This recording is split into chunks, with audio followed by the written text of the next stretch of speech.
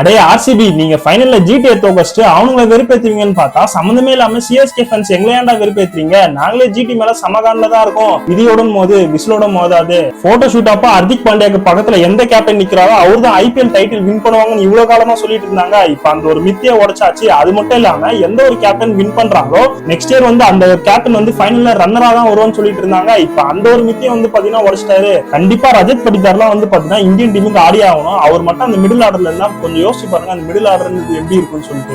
Back to back title CSK எம்ஐக்கு அப்புறமா RCB ஜெயிச்சதுன்றது எங்களுக்கு ரொம்ப சந்தோஷமா இருக்கு. ஏன்னா ஐபிஎல்னாலே நம்ம 3 டீம் தானே.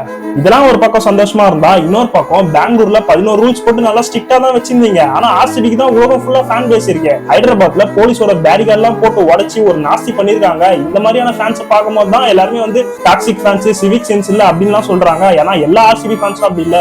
ஒரு சிலரால மொத்த ஆர்சிபி ஃபேன்ஸுமே வந்து பாத்தீங்கன்னா ஒரு கெட்ட பேர் தான் வருது. இந்த மாதிரியான ஃபேன்ஸை பார்த்தா உங்களுக்கு என்ன தோணுன்றத கீழே கமெண்ட்ஸ்ல சொல்லுங்க.